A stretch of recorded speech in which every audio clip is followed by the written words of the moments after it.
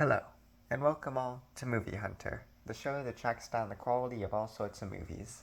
My name is Hunter, and today in the 48th episode, our target is Big Hero 6, produced by Walt Disney Animation Studios and distributed by Walt Disney Studios Motion Pictures. In 2009, after the Walt Disney Company acquired Marvel Entertainment in 2009, CEO Bob Iger encouraged the company's divisions to search for Marvel properties to adapt. While directing 2011's Winnie the Pooh, Don Hall came across Big Hero 6 while searching through a Marvel database. In 2011, he pitched the idea to John Lasseter, who liked the idea, and so did the eventual director, Chris Williams. In June of 2012, Disney confirmed that Walt Disney Animation Studios was adapting the Marvel Comics series, though it would end up being a loose adaptation, with head of story Paul Briggs only reading a few issues, and screenwriter Robert L. Bard admitting that he didn't read the comic at all. Many members of Marvel's creative team were involved in the film, including Joe Quesada and Jeff Loeb.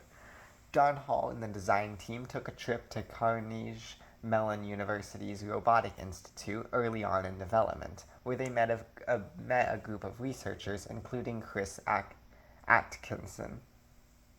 In May of 2013, Disney released concept art and rendered footage of San Francisco, which is the futuristic mashup of San Francisco and Tokyo. The post-credit scene was only added after Hall and his crew went to see Guardians of the Galaxy, which released not long before Big Hero 6. The film released on November 7, 2014 and made $657.8 million on a budget of $165 million. It was directed by Don Hall and Chris Williams and produced by Roy Conley. The screenplay was by Jordan Roberts, Robert L. Bard, and Daniel Gerson, with this being Gerson's final film as screenwriter before his tragic death in 2016. It was based on the Big Hero 6 comic book series by Man of Action Entertainment. The layout cinematographer was Rob Dressel, and the lighting cinematographer was Adolf Luzinski. It was edited by Tim Mertens, and the music was by Henry Jackman. An original song was made for the film by the American rock band Fall Out Boy. The cast includes Scott Adsit, Ryan Potter, Daniel Henney, Damon Wayans Jr., Jamie Chung, T.J. Miller, Genesis Rodriguez, James Cromwell, Alan Tudyk, Maya Rudolph, and of course Stan Lee. The film was nominated for 28 awards as listed by Wikipedia, of which it won 12 of. Two shows continued the events of the film, one in 2016 titled Big Hero 6 The Series, and another called Baymax in 2020. The film became Walt Disney Animation Studios' 54th film after 2013's Frozen and before 2016's Zootopia. The film opens with a 14-year-old Hiro Hamada, an incredibly smart child, betting on an illegal bot fight, winning with his own bot, much to the displeasure of the other members there. His older brother, Tadashi Hamada, swoops in and saves him, only for the both of them to be arrested and having to be picked up by their Aunt Cass.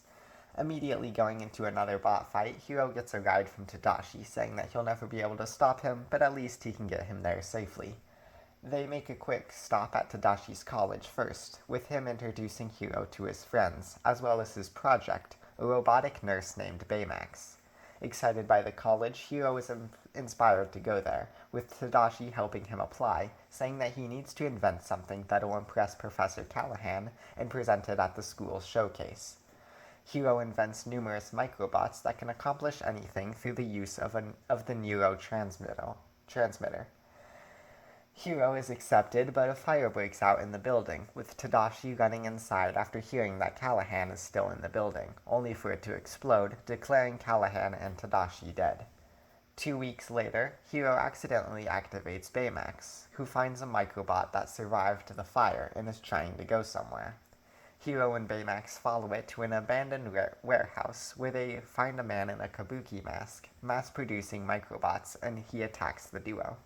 Back at home, Hiro is convinced that the man started the fire to steal his microbots, deciding to give Baymax armor and give him a chip that teaches him martial arts. The two track down the man at the docks, but he quickly discovers them and attacks again. When Tadashi's friends show up, whom Baymax contacted earlier, they grab Hiro and they all run away to Fred's house, who everyone is surprised to learn comes from a rich family. Hiro informs them on everything, and they suspect the man to be one Alistair Gray, who wanted to buy the microbots at the showcase, but Hiro refused. Hiro then equips himself and his friends with suits equipped with unique powers, and makes new armor for Baymax to use to fly and scan everyone in the city in order to obtain a match to the man and gain his location. They discover the match at an abandoned Cray-Tech laboratory on an island, where they learn that the lab was meant for teleportation research, but was shut down upon things going poorly, giving Cray a motivation to steal Hiro's microbots. While there, they encounter the man once more, but this time they discover that it was actually Callaghan all along, who had survived the fire by using Hiro's microbots. He then blames Tadashi for his own death, causing Hiro to become upset and remove Baymax's healthcare chip, ordering him to kill Callaghan. Hiro's friends are able to stop Baymax in time, getting the chip back in and letting Callaghan get away. Back home, Baymax shows Hiro footage of Tadashi struggling and his friends return, promising to help him stop Callaghan the right way. They also show him Callaghan's daughter Abigail was a test pilot for the teleportation device, who ended up lost, thus Callaghan is going to seek revenge on Cray. The team of 6 are able to defeat him while he enacts his plans to rebuild the portal and suck in Cray's company. Before the portal shuts down, they realize that Abigail is still in there, and so Hiro and Baymax quickly rush in to save her, but with seconds left, Baymax launches the two out of the portal, staying behind as the portal collapses. Abigail is brought to a hospital, and Callaghan is arrested for his crimes. Hiro discovers that Baymax left him with his healthcare chip, which he uses to rebuild Baymax, and the team continues to protect the city. The post-credit scene reveals that Fred's dad is Stan Lee. Let's start by talking about the protagonist, Hiro, as well as Baymax and Tadashi, who I feel like all have their stories intertwined. Firstly, and perhaps most obviously, I really like Baymax. Disney really struck gold with this character, in a very similar vein to Stitch from Lilo and Stitch, or the genie from Aladdin. Baymax is a ton of fun, and not only contributes to Hiro's story in a big way, as we'll discuss in a moment, but he is the one thing, I would argue, that is consistently good throughout the film. His simple, nonchalant, yet caring nature leads to a lot of funny moments. I especially enjoy the segment where he had low battery and was acting all loopy.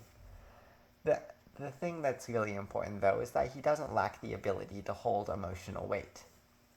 Now on to Tadashi, who really kicks off Hiro's story. I enjoy his character a lot, probably even more than Baymax, to be honest. Tadashi is such a standout character to me because of the role he plays as Hiro's big brother, and the way he goes about it, too. I love how he saves Hiro in the beginning, and then when Hiro immediately decides to go to another bot fight, Tadashi drives him, knowing that he can't stop him, but he can at least get him there a bit safer. At least, that's what he wants Hiro to believe, as his real plan takes place when he claims to have forgotten something at his college, and quickly shows Hiro around. There, Hiro meets like-minded people, a place where he can challenge and apply himself. Hiro immediately wants to join the college, just as Tadashi had expected, and he helps him out, even helping him come up with an idea by getting him away from his desk, and ultimately getting him accepted. Unfortunately, that celebration is short-lived when a fire breaks out, and Tadashi runs inside, attempting to help out his mentor Callaghan, ultimately dying. And I'll be honest, I really expected the film to take a nosedive after this, but it actually kept momentum going for quite a bit longer. We now go to Hiro, grief-ridden by the loss of his brother and not attending college. When he accidentally activates Baymax, he shows him a microbot that had survived the fire, having been in Hiro's pocket, which is actually cleverly foreshadowed in Cray's introduction scene. The two follow it to an abandoned warehouse where the plot with the man in the kabuki mask starts. Hiro immediately becomes obsessed with finding him, believing that he started the fire to steal the microbots. This is where the film starts to drift away for me, especially once the side characters get involved who really aren't that interesting to me. Then, when Callaghan is revealed to still be alive and trying to avenge his daughter, I like the connection that they make between Hiro and Callaghan. I have problems with Callaghan that I'll get into later, but as far as Hiro's story goes, I like how the film draws parallels between both of them grieving the life of someone they love, only to become indifferent to the idea of killing the person responsible. I really like the scene that follows as well, where Baymax shows Tadashi, the person who Hiro had always seen as perfect, struggling as he builds Baymax. The scene could have been better built towards, admittedly, but I still like it. Then the final fight happens, and it's fine enough. What I really like is where Abigail Callaghan is revealed to still be alive in the portal, and Hiro and Baymax go after her, just like Tadashi would have done.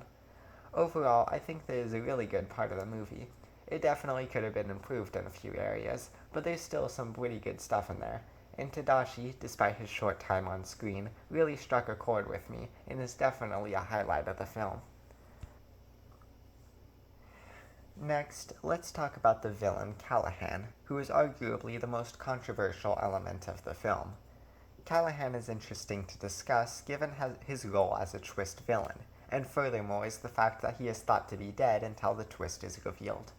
So I suppose the most natural place to start is, do I think the twist is well set up and paid off? No, not really. I think the biggest missed opportunity the film has is starting with Hiro.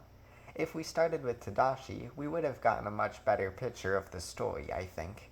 By opening with Tadashi at the college, they could show us his relationship with Callaghan and why he respects him so. Bonus points if they showed us the dynamic between him and his friends as well. All the while, it better teases Callaghan's distaste for Cray and the deeper reason behind why. Then have Tadashi save Hiro from the bot fight, show him the college, and so on. Talking about what we did get, however, I think that Callaghan isn't super well established in the first act, which is vital to making this twist working, given his supposed death in the second act. Similarly, the fact that he has a daughter who is supposed to be dead, and that Cray is responsible, is very poorly set up. It's clear that Callaghan dislikes Cray, but not nearly to the extent that we would have come to learn he does, and the twist makes this interaction even more out of place. Cray is also a very poorly set up red herring, with him having one scene previously, and the idea of him getting his hands dirty to be evil like this is simply unthinkable, to me at least. The fact that they all presume it to be him after a certain point also hammers in the idea that it isn't him, because otherwise, why would they make it a mystery if they were just going to tell us anyways?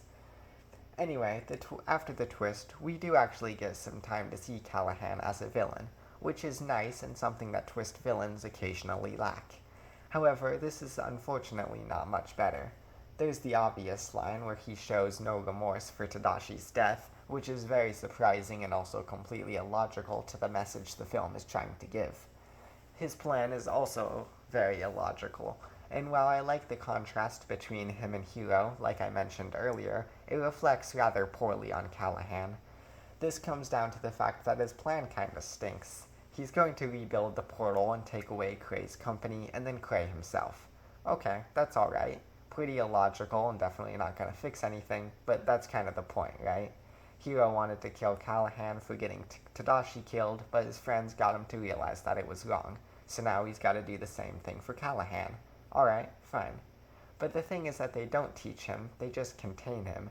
He doesn't stop seeking revenge until it turns out that his daughter is still alive after all, which doesn't support the theme that the film was going for. Furthermore, it's a great way to make Callaghan look stupid, because he didn't even consider the possibility that his daughter was still alive. Overall, Callaghan leaves a lot to be desired, and drags down what was a pretty good story that we discussed in the previous section. Still, not everything is terrible, and I can admire the idea they were going for, but I really don't think it panned out all that well. Finally, let's quickly talk about the side characters, as they are another thing that can bring down the otherwise good story. I know that a good number of people really do like the side characters in this film, but to me, they never quite reach that point. The story is really focused on Hiro and Baymax, and it doesn't leave a whole lot of room for the rest of the team. Personally, I wouldn't say the characters are bad or anything, but rather just uninteresting. There is some personality between them, but it's pretty generic, and the dynamic between them doesn't really work that well. There is another thing. This is another thing that I feel like could have been really improved had we started with Tadashi instead of Hiro, but I won't get into it again. I also don't know how much of this was taken from the original comics, but their powers are, for the most part, pretty unique, I'd argue, which is nice. Like I said, the side characters aren't bad, they don't subtract from the story, but I wouldn't say that they add a whole lot to it. For me, anyways. I give Big Hero 6 an 8 out of 10 for being a pretty good story, but leaves something to be desired in certain areas. The central story between Hiro, Baymax, and Tadashi is good, great even, if not for needing some work in a couple of areas. However, the villain and side characters really could have been better. At the end of the day, though, it's still a good movie, and it's pretty fun too. Not my favorite Disney movie by any means, but not bad. I end up falling in between the people who really like it and those who really don't, ending with me thinking that it's good, but still being able to recognize its faults. Well, that's all, folks. I hope you enjoyed, and feel free to share any opinions you had on the movie. A new episode releases each week, so stay tuned to see which film I cover next. And in case I don't see you, good afternoon, good evening, and good night.